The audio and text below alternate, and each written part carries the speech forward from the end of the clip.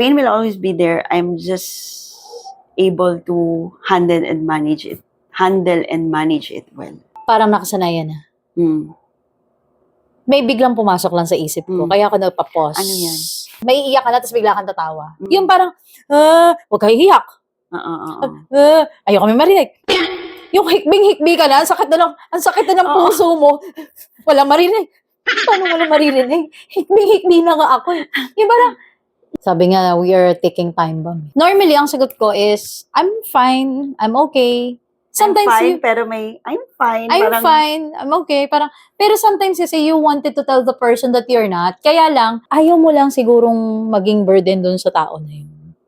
Parang minsan ayaw mo maniwala sa tao na, okay ka ba talaga? Sometimes you wanted to know more about that okay. What is beyond that okay? Ano pa yung mas deeper meaning nung okay? Okay na okay ba talaga? Okay na, I'm fine. Baga may problema, but I know that I can make it. Ayaw niyang matawag na madrama. I'd rather not deal with my problems kaysa naman na isipin nila mahina ako o madrama ako, ganun, di ba? I guess it's not about not dealing with the problem, but instead, I don't want to talk about my problems. Kasi iba yung ayokong sabihin sa'yo yung problema sa hindi ko gustong i-deal. Kasi masakit man sa pandinig. Bakit natin pinifake yung strength natin? Yung parang we're pretending we're okay even we're not okay. That's a long pause. Actually, oo. Bakit ka ba? So, kamusta ka naman, Chen? Mabuti naman. Ang lagi ko sagot, ma-beauty naman. Ma-beauty, oo, palagi. Gaya mo, ma-beauty rin. Ganon. Siyempre, punong-puno ka ng blush on. Hindi masyado halata. Para hindi halata. Normally, no, pagka tinatanong tayo, kung kamusta tayo, ano yung lagi mong sinasabi? Ako, parang script siya. Parang, it's more of, ma-beauty naman. Ma-beauty naman ako. Dahil nakasanayan mo na kasi. Kasi ma-beauty. Pero actually, okay naman ako. Okay. Or pwedeng, better than yesterday, masyadong corny. Dati yan ang sinasagot. I feel better yesterday because that's how I want to feel. Na mas better ka kahapon. Oo, kahit hindi. Okay. Kahit hindi naman talaga. But, syempre, what you tell yourself, yun yung nangyayari eh. Yun yung believing ko. Kung ano yung lagi ko sinasabi, yun yung mangyayari. So, kahit hindi talaga at all, hindi naman talaga laging okay. Oo naman. So, minsan may matatanong ka ng biglaan na, kumusta ka na? Tapos at that moment, kakagaling lang pala niya sa cellphone, tapos it was a problematic call, di ba? Yeah. And then, ano yung sasagot niya sa'yo? Okay naman. But, I totally understand that. Kasi ako din, may mga nagtatanong, so, kumusta ka na? Normally, ang sagot ko is, I'm fine, I'm okay. Sometimes I'm fine, pero I'm fine. Fine, I'm okay. Pero sometimes kasi you wanted to tell the person that you're not. Kaya lang, aminin natin sa hindi. Ako personally, pinipili ko yung mga tao na pwede kong sabihan na, hindi ako okay. Yeah. Pinipili ko siguro yung mga tao na sasabihin ko na, hindi ako okay. As of this moment, gusto kong sabihin na, hindi ako okay. Kaya lang minsan yung nagtatanong, parang, hindi, not to qualify or disqualify someone. Pero alam mo kasi na parang, ayaw mo lang sigurong maging burden dun sa tao na yun. Or parang at that moment, ayaw mong i-deal with ayaw mo munang pag-usapan. Yung nararamdaman mong ba't hindi ka okay. Masakit man sa pandinig. Bakit natin pinifake yung strength natin? Yung parang, we're pretending we're okay even we're not okay. That's a long pause. Actually, oo. Bakit ka ba?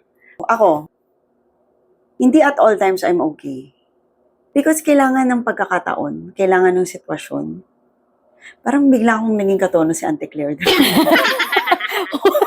Anyways, dahil kailangan ng sitwasyon, hindi sa lahat ng pagkakataon, gusto kong i-discuss or tama ba yung taong pagdidiscussan ko. Siyempre, may right time, may right place.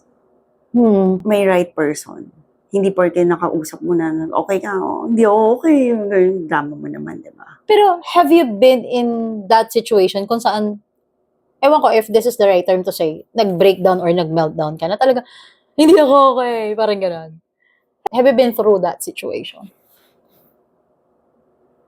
Oo, pero hindi yung instant. Parang it's a process ng within the conversation. Yung parang Okay. pagkatanong mo, hindi Ganun agad yung Oo. reaction mo. sobra na yun. Pag ganun, may na-encounter ka na ganun, ano yun? Kailangan na talaga nung mag-unload. Yeah, actually. Dapat parang na-reach na yung melting point or boiling point, 'di ba? Siguro kaya bigla na lang nag-breakdown. Oo. Sabi nga, we are a ticking time bomb. And the more that we're saying that we're okay, parang minsan ayaw mo maniwala sa tao na, okay ka ba talaga?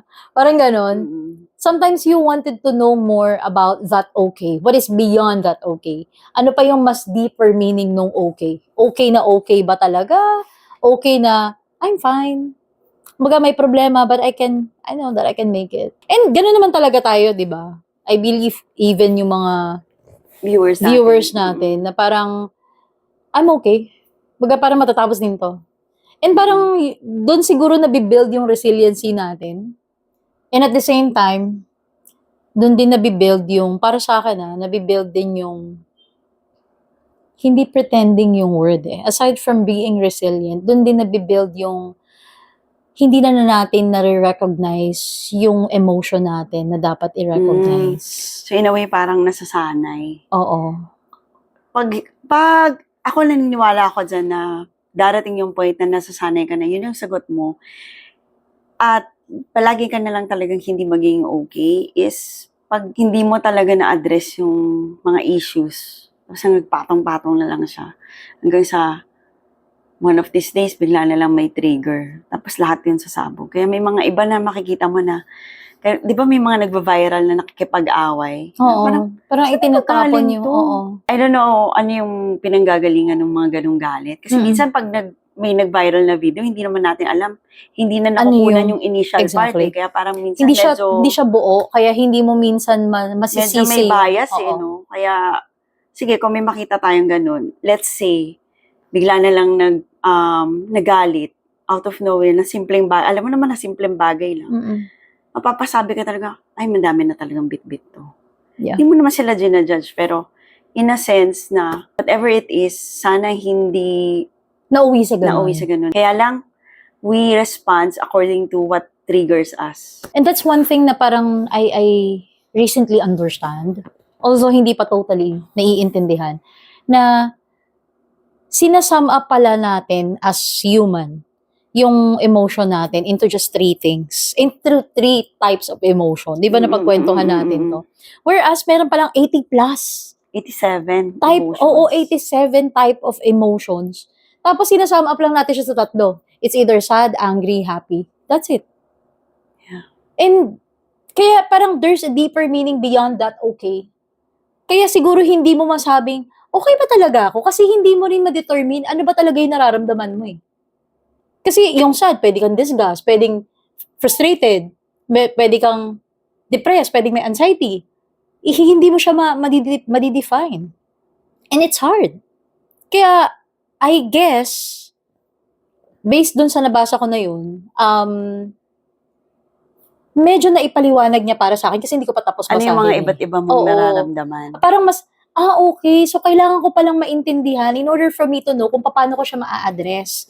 Pero, yes, di ba napag-usapan natin yan na pag nalalabel or nalalagay mo ng definition or nade-define mo yung isang sitwasyon or ang isang mong nararamdaman, mas nagiging specific, mas madali mong napipinpoint kung paano mo i-address. Although, not 100% you're gonna be able to address it. Dude. And then, lalo na kung hindi naman lahat ng tao kayang i-address yung mga emotions nila. And not all people are willing to recognize that there's a problem or to admit that there's a problem. Actually, yes. That's also a challenge for me before na kasi nga nasanay ako na ako yung panganay, ako yung aasahan, ako yung, alam mo yun, parang Kailangan tough ka. Oo, 'di ba naikwento ko naman sa'yo yung childhood ko during teenager years ko, 'di ba? Na nung nalaman ko na, alam mo yung nag-sink in sa akin na these are the things na hindi kayang i-provide sa amin ng parents namin. Mm. Doon nag-sink in sa akin na, at this age, I have to do something. So parang feeling ko doon, na-mold yung idea na hindi ka pwedeng hindi okay. Kailangan lagi kang okay. At that At age, that mga age, ilang mga taon ka 14, nun? 15, Talaga? oo. Wow. Parang Wow. hindi pwedeng Wow. hindi ka okay kasi sinong pupuntahan mo? Wala ka kasing wala ka kasing Sa stage mo, no? oo, wala kasi outlet. Baga parang back then naman wala naman ding magme-mentor, wala. Although may mga Wala. kaibigan ka, which is good thing kasi may mga kaibigan ka na talaga mapapasaya sa'yo nung mga panahon na yun na parang pag minsan sinabi mong hindi ka okay, parang ang drama-drama mo. So parang okay, wag na lang kasi parang ang drama ko sinabi kong hindi ako another, okay. di ba? That's another reason why people na hindi okay, pag i-bring up niya dun sa group of friends niya, ayaw niya matawag na madrama.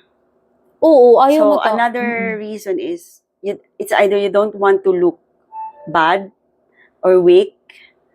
Yeah. Or ayaw mo din i-deal talaga.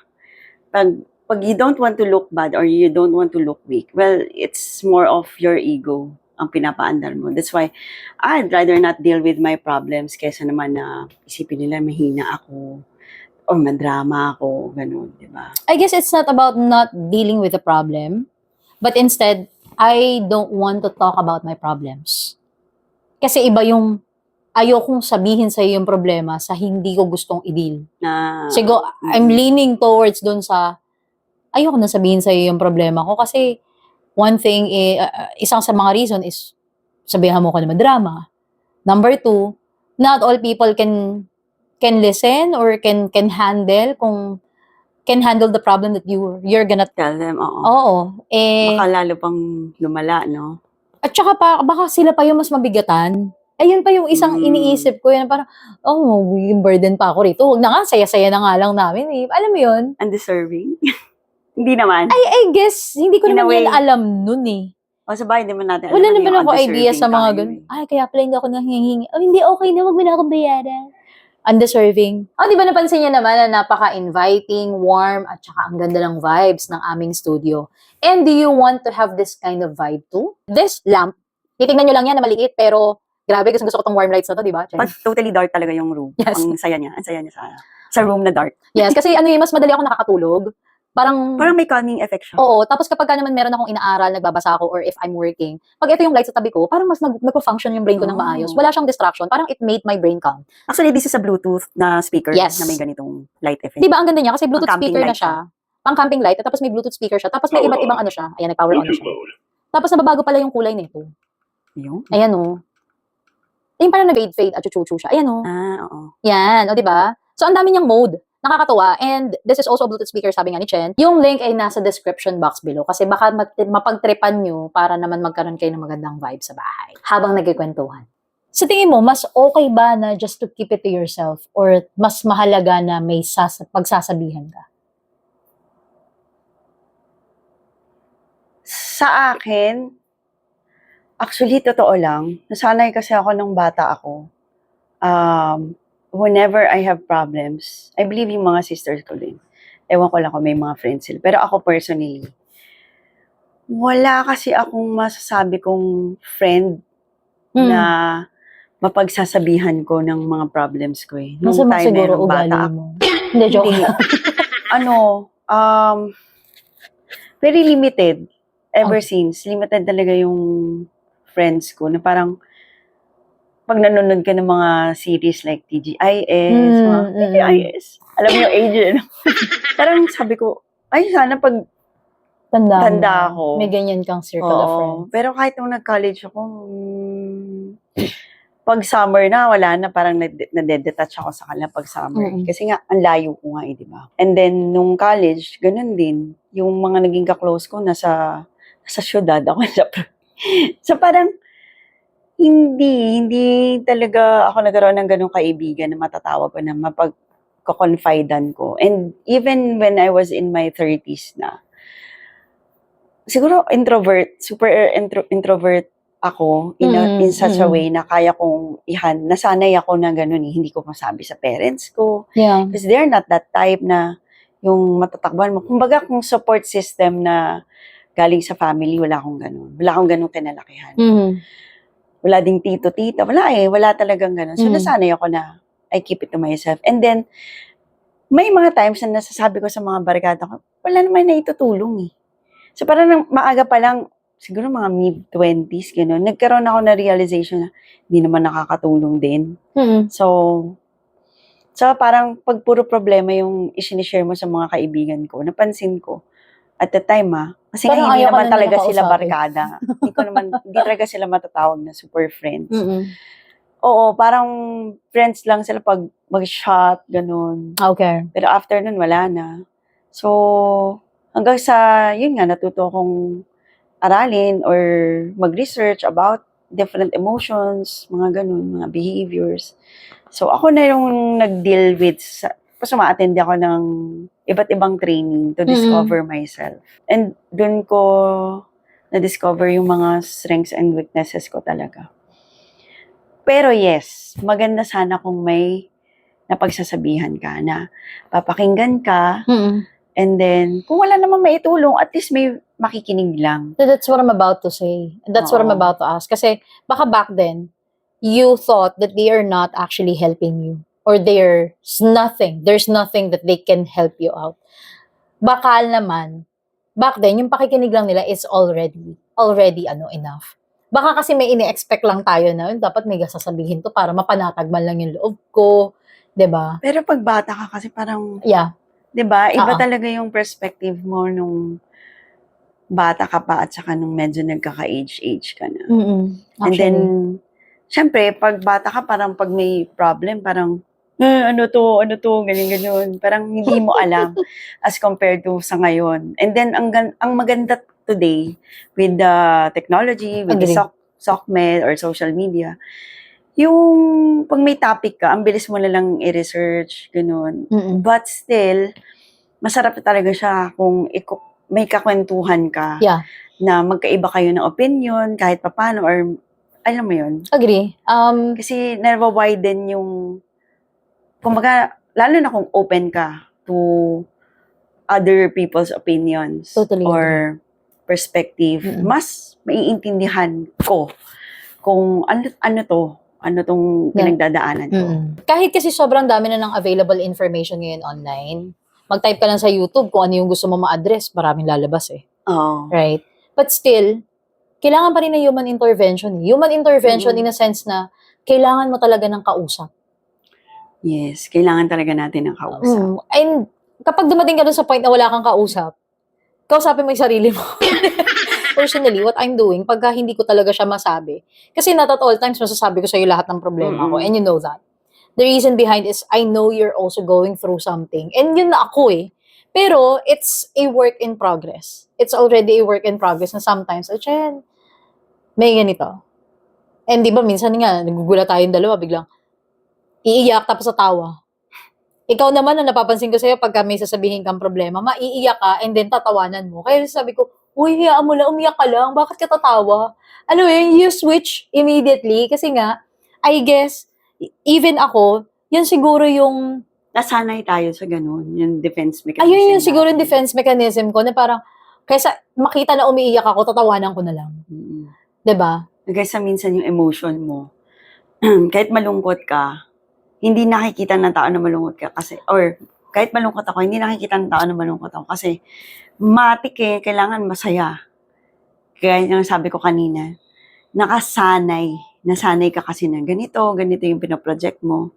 And then, pagdating sa pain kasi talaga, pain is inevitable. It will always be there, will always encounter pain every day. Or not every day. Maganda nga na hindi every day. Once in a while, meron talagang pain. Pero, para sa akin, I'll be able to, parang pain will always be there. I'm just able to handle and manage it well. Balik ako doon sa sinabi mo kanina na parang nakasanayan na. may biglang pumasok lang sa isip ko. Mm. Kaya ako nagpa-pause. Ano yan? Ilabas mo. Yung parang, di ba sabi nga natin, may iiyak ka na tapos bigla kang tatawa. Mm. You brush off the feeling, you brush off the emotion na parang naiiyak ka tapos tatawa ka. Mm-mm. May biglang pumasok sa isip ko kanina. Ano? And I don't know, no? Help me understand if may sense yung naisip ko na to. And baka kayo rin, naisip nyo to or naranasan nyo to. When we were kids, nung mga bata pa tayo, pag umiiyak tayo, parang ini-stop tayo ng magulang natin. I don't know if you have experienced this. Yung parang, huwag kayo hiyak. Ayaw kami marinig. Yung hikbing-hikbi ka na, ang sakit na ng puso mo. Wala marinig. Paano wala maririnig? Hikbing-hikbi na nga ako. Yung parang, hindi ka inalaw na ma-express yung emotion mo. I mean, I don't have anything against my parents. Kasi hindi naman nila alam eh. Wala naman sila idea that there is an impact. Yes. Paglaki ko. True. Na parang, ay bawal pala umiyak, bawal pala magmukhang kawawa, bawal palang humagulugol. Parang, kanina ko na napapos ako eh. Alam mo, ginagawa nila yun parang, kasi ayaw nila na maingay. Yes. Ayaw nila na maingay. O diba? Parang, relate tayo. So ako parang, dun sa sinabi mo, naalala ko, oo nga, ayaw lang nila ng maingay, ayaw nila magulo. It's annoying for them. Para sa kanila. Pero sa atin, dahil hindi man nila explain bakit ka pinagalitan, bakit bawal kang umiyak, parang sa atin, bawal talagang umiyak, kailangang pigilan yung pinagdadaanan mo or nararamdaman mo. Oo, yung tipong, And it becomes our behavior, part of our system. Agree. Nakalakihan mo na siya. Hindi ko masasabing childhood trauma, but meron siya talagang malaking factor siya eh. I guess. Kumbaga parang nasanay ka tuloy na i-keep yung original emotion mo na nalulungkot ka, naiiyak ka. Gusto mong umiyak pero hindi mo magawa. Kaya nga meron tayong, ito bukod tanging friend natin, di ba? Pag umiiyak yung second child niya, she let that kid cry and express her emotions kahit hindi namin kasi minsan kasama namin yung family friend namin na yun. Kahit hindi namin naiintindihan at first, pero pinaliwanag sa amin nung mother nung bata. Oo, hinayaan ko lang yan kasi hindi nga niya ma-explain eh, tapos pipigilan mo. Which is, I believe is good. Basta hinahayaan niya yung batang i-express yung nararamdaman niya, hinahayaan niyang umiyak. Ako kasi looking at it, I believe there is a positive impact. Just to add, maganda naman yung pagkakapaliwanag sa atin nung mother, nung friend natin na kung bakit niya hinahayaang umiyak yung bata. And nirespect ko yun. Siyempre, nirespect natin yun. O kasi hindi naman tayo lumaki sa ganun. Hindi kasi tayo lumaki sa ganong klaseng household. And I believe siya din. Sinabi niya naman yun eh. And this time, this person allowed her daughter talaga na, sige, express mo yung nararamdaman mo. Umiyak ka dyan, maglupasay ka dyan. Kasi bakit hindi talaga eh. Alam mo ba na meron pang statement yung father ko na again, hindi naman niya alam eh that it will impact me as a person. That made me tough here. As I grew older. Na parang, yung in a sense na, bawal ka lumabas umiyak, kayo, kailangan matapang hindi kayo ka, pwedeng umuwing iiyak, ganon. So parang, diba, yung parang, you always wanted to look tough. Kasi nga, bawal umiyak eh.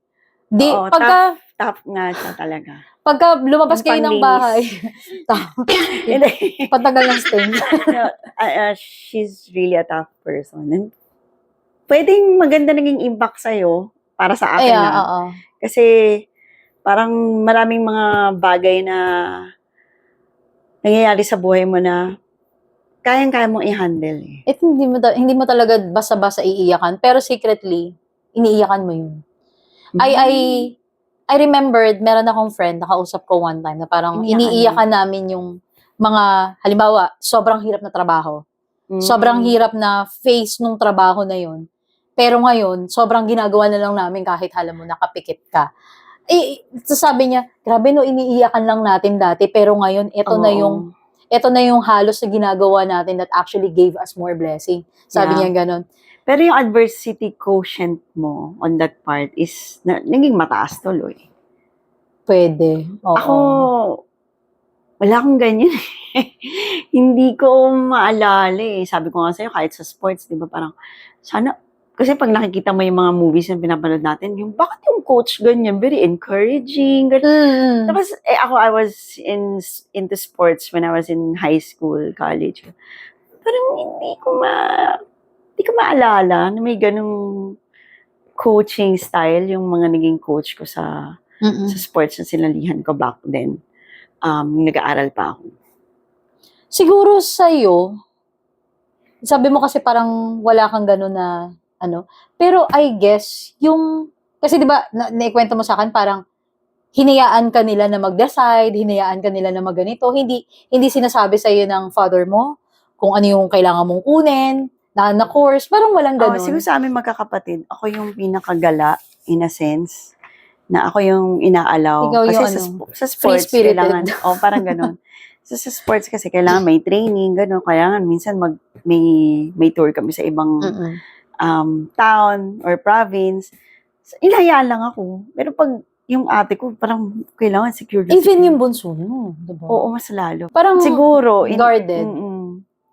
Siguro yun. Kaya, sabi, ako feeling ko na lang, yung trust Yeah. na buo sa part na yun. Pero, sabi ng mga, feeling ko nga dati, hindi lang ako mahal niyan, kaya hinayaan ako.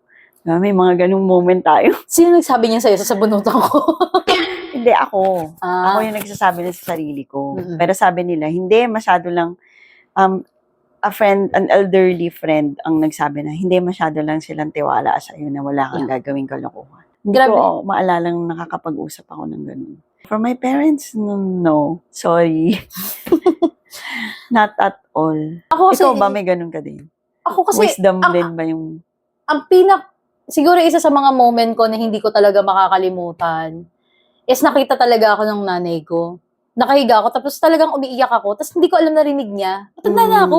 Nagtatrabaho na ako noon siguro mga 30s, nasa ganun na. Tapos siguro nagising siya, so kita niya ako umiiyak. Tapos may sabi niya, "Nak, bakit?" Doon talaga ako. Sige nak, okay lang kung hindi mo masabi. Tapos pinahiga niya lang sa ganito niya. That was grabe yung gesture. Alam mo yun na hindi ko ina-expect kasi nanay ko tough din yan eh. Tough din yan. Parang hindi uso sa bahay namin ng cheesy. Pero nag-I love you kami. Nag-I love you kami, nag-I miss you kami. Pero yun yan, di ba, hindi ka pwedeng umiiyak. Yun talaga kami. Pero yung makita mo yung ganong gesture ng mother mo, dun ko talaga naramdaman yung nanay ko. Na parang naramdaman mo at that time na, sige lang nak, umiyak ka. Oo, parang gano'n. Na parang hindi niya na tinanong bakit, hindi niya na pinilit, bakit ako And umiiyak. sometimes yun naman ang gusto ng natin eh. Yes, Yung may actually. kadamay tayo sa kaiyak. Walang magngangaw, walang magbubunga, walang mag-bring up ng mga ibang topic kasi gusto mo lang magpahinga. At gusto mo lang umiyak and then wala lang, maglabas ka lang. Minsan healthy din yun eh, yung iiyak ka. Healthy din yun para sa eyes mo. And Parang pinakamahaba ata emotions na healthy na pag-iyak is 12 minutes. Oo, Tama ba? according 12 to minutes. Pastor Arnel. 12 12 minutes. Pag sobra ka na sa 12 minutes, ano na yung iba na Iba na yun. Oo, iba na yun. So, healthy umiyak. And what we can leave dito sa conversation na to, the reason why people, and that's including us, faking their strength, okay, nagsasabing okay kahit hindi okay, it's because sabi nga ng isang quote, mas madaling ipaliwanag sa mundo kung bakit ka masaya kesa ipaliwanag kung bakit malungkot ka. Kaya alam, may pros and cons eh. Yung pro niya, hindi ka natatanungin ng tao pagka masaya ka. Masaya ako kasi ito yung nangyari sa akin. Na-promote ako, may pera ako, may ganito. Anything that you have already achieved or anything na made you happy, mas madaling ipaliwanag. Pero once na malungkot ka, why it is hard to explain why Kasi you're ayaw sad? natin na magmukha tayong mahina. Ayun I nga think eh. yun yung basic. Oo. And for people na nakapanood nitong video na to, baka may kakalala kayo. Gustong-gusto ko yung sinabi ni Simon Sinek. Do you have an 8-minute? Yung parang yung code nila Oo, ng gusto friend ko yun. nila. And pag tinanong na siya ng friend niya or siya nagbigay ng ganun sa friend niya, ibig sabihin, Alam mo yun. out of their very busy schedule, they're gonna give at least 8 minutes time to talk about whatever na nakakapagpabigat sa kalooban nila or Yeah. kamustahan, ganun.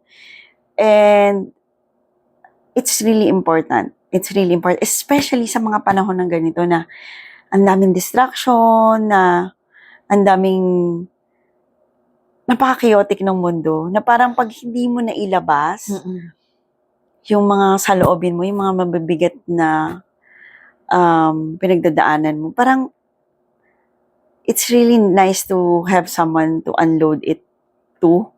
But, hindi mo ipapasa sa kanya. Yeah, together, i-unload nyo yung baggage nyo para mas mapagaan yung buhay. And that also gave me that thought, dahil nasabi mo si Simon Sinek, meron ako din isang gusto na principle na sinabi niya. When that friend asks you for an 8 minutes, it doesn't necessarily mean that you have to provide your opinion. Pag nag-vent out siya, ganyan. Minsan yung 8 minutes na yun, baka silence lang. And you'll just have to sit with that friend. Parang, upo lang kayo parehas. Habang nagmumuni-muni siya, habang kinakalma niya yung sarili niya. Pwede kasing ganun lang yung way for that friend na okay na ako. Yung way to unload. Oo, okay na yung ako. alam niya may someone na Nandyan. makikinig at kakampi siya. Or kahit hindi nakikinig, kasi minsan Actually, pwedeng hindi sila Oo, nagsasalita. totoo. Yung presence ng friend mo Yes. parang is an assurance that you're not alone. Agree. Kaya you're gonna sit beside that person. Minsan gumanyan ka Nagawa mo nga na ba yun? lang. Tahimik lang with someone. Mm-mm. Ang hirap eh. Oo, totoo yan. Ang daldal ko. Yes, maganda yung meron ka talagang kahit isa lang na pareho kayo ng frequency, ng vibration, ng wave, ng brain wave. Kasi masaya. And then, yun dapat, open kayo sa feedback and criticism. Tsaka marami talagang disagreements and arguments. And from there, matututo. It's more about understanding. Talagang Yes. kailangan mo maintindihan. Kailangan mo maintindihan yung trigger kasi may mga tao na gaya niya, minsan may sapak talaga siya. Yung magsha-shutdown siya, hindi siya magsasalita. So I have to understand the fact na okay, ayaw niya magsalita. So, pinababayaan ko siya. Tapos magugulat na lang ako, a couple of minutes after niya mag-emote sa loob ng sarili niya, deep inside, doon siya magsasalita, doon siya makikipag-usap. Tapos doon niya minsan sasabihin kung ano yung pinag-i-emote niya. So, yung mga ganun. And I've learned from that. Hindi mo kailangan pilitin yung isang tao to tell you what's going on. At saka it's a process din. Yeah. Sabi nga, it's a part of the training. It's something that I've decided to... Long ago. I've decided to do for my mental health din and Yeah. for my benefit. Ayun, natanggal. Likot kasi na kamay ko eh. Ayun. Okay. So, yung mga nakapanood nitong video, ano para sa inyo? Ano yung mas gusto nyong way makapag-unload sa friend? And instead of faking your strength, ano yung way nyo para hindi naman all the time fake yung strength na pinapakita natin sa kapwa natin and even to ourselves. We cannot lie to ourselves. That's a nice question to ask, and we're keen to find out kung paano nyo hinahandle yung mga ganyang klase ng situation sa life. Kasi, just like what we have mentioned before, we want to know more. We want to learn more. We want to understand more. Kasi hindi lahat naiintindihan namin, hindi lahat naiintindihan natin. And through that, we're gonna be able to learn from each other. Yes. Diba? Kasi kung ito yung mga ways namin, how we handle yung pagiging okay kahit hindi naman okay, kayo, paano nyo hinahandle yun? Are you saying you're okay? Or just, brushing it off? Ay, okay lang yan, lilipas lang yan. Alam mo yun? Ganun ba yung pag-handle niya? Let us know at our comment section. And of course, we are inviting you to like, share, and subscribe our YouTube channel. Once again, this is Nosy Rosie presenting The Nosies with Rose and Chen. Ayan. Kung bago pa lang kayo dito sa channel namin, we're inviting you to like and subscribe. Yon, kasi through this, we are also aiming to build that community para sama-sama po tayo na alamin, natuklasin, maintindihan yung mga ganitong klase ng sitwasyon sa buhay natin. Kasi ang hirap po nang walang kausap. Ang hirap. That's it mga kanosi. Maraming salamat. And of course, abangan niyo po natin yung next episode natin At kapag meron po kayong mga katanungan no, sa tingin nyo pwede naming i-discuss, let us know din sa comment section. We're excited to hear from you, mga kanosi. Yeah. Thank you for spending your time. Thank you. Have a great day and God bless. God bless. Bye-bye. Bye-bye.